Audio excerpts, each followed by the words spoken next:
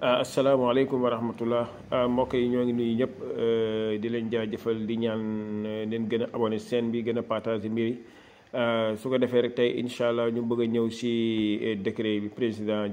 Diomaye Faye jël nommé ki nga xamante ne mooy Pape Alé Niang directeur RTS mu nommé ko si leen bëgg a ñëw tey incha allah taxaw seetlu si si biir boobu. Parce que laataa ñi ñëw dañ doon dégg appel à la candidature la ñi ku nekk indi ku nekk ñëw postuler waaw su ko defee ñu xool CV yi nga xamante ne ñoom ñoo gën a fiable ñu jël ko teg bu nekk bu demee ba tànn bu dee 3 wala 4 si 3 yooyu ñu jël xool ki nga xamante ne moo leen gën a lii ñu jël ko def ko directeur loo leen waxoon. waaye nag gis nañ ne jamono ji ñu toll nii loolu amul waaye nag ku nekk ak gisam quoi ku nekk ak ni mu ko gisee xam naa ne ñoom def nañ li nga xamante ne moo leen arrangé mooy jël ki nga xamante ne mooy Pape Alé Niang et puis yaakaar nañ tamit moom tamit dafa joué loolu ci combat wu Ousmane Sonko nekkoon na ci tëdd na ci kaso dund na ci lu ne et puis tamit xam naa tamit. Il faut tamit am loo xamante ni dinañ ko récompenser parce que ñëpp gis nañ ne moom liggéeyam si wàllu Pastef jàppale na Ousmane Sonko lu bëri waaw taxaw na fu bëri di ko défendre moom ki nga xamante ne mooy Pape Alé Niang su ko defee rek incha allah si leen bëgg a ñëw nag nga xool ne moom ndax li fi nekkoon la ñuy defaat ba léegi. xam na am na ñu bëri ñu naan mbir parce que affaire directeur dafa xaw a doy waar trop parce que da ngay gis koo xamante ne mooy si benn bërëb nekk fa 20 ans wala 30 ans wala 15 ans ñii 18 ans ñii 25 ans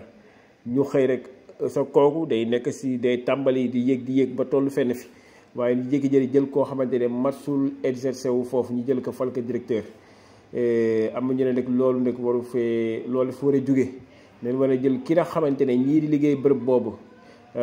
dem nekk fa yenn at yi xam bërëb bi muy demee ñu jël si kenn xool ki nga xam ne profilam baax na ñu jël ko falka directeur général waaye nag jékki-jékki jël koo xamante ne masul liggéey mbir boobu wala masul nekk si kër googu na jël ko falka la xamante ne mooy directeur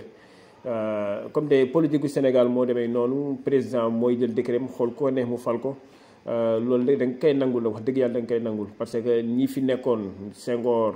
Abdou Diouf Abdoulaye Wade ba si Macky Sall loola doon def parce que ki ñu fal mooy Racine Talla loola demee kon nag war na mën a tamit nangul ki nga xamante ne mooy président Bassirou Diomaye Faye si décret bi mu jël nii war nañ ko mën a nangul nekk wax dëgg yàlla parce que ñii ko wuutu loolu lañ def bu doon ba mu am loo xamante ne loi boo xamante ne ñëw ne lii de waru fee amati su defee nag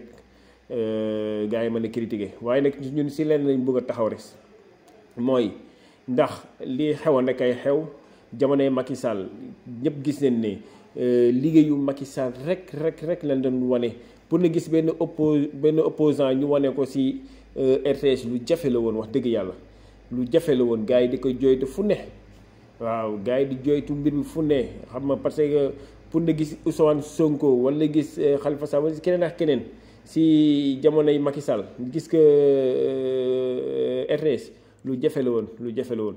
waaye nag xam naa ne comme ñoom rupture la ñuy woote gëm nañ ne loolu la woon dina woon ni incha allah yaakaar nañ ne léegi jamono ji ñu toll nii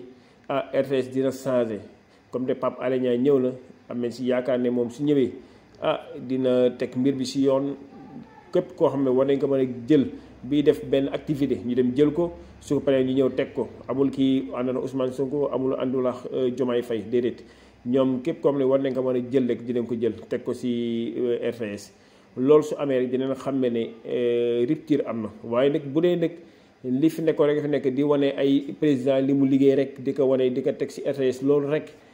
dinañ xam ne li fi nekkoon rek a fi nekkaat sax am nañ ci yaakaar nag xam naa ne loolu gëm nañ ne comme te ñoom Bassirou Diomaye li ñuy woote mooy rupture gëm nañ ne incha allah changement dina am bu baax a baax. su ko defee rek si loolu lañ ñëwoon rek di ñaanal kii ni Pape Alé Niang réussir yàlla dimbali ko ba lii mu yéene yàlla mottali ko incha allah si loolu lañ bëggoon ñëw di jaajëfal ñëpp nag di ñaan rek ñu gën a abonné chaîne bi asalaam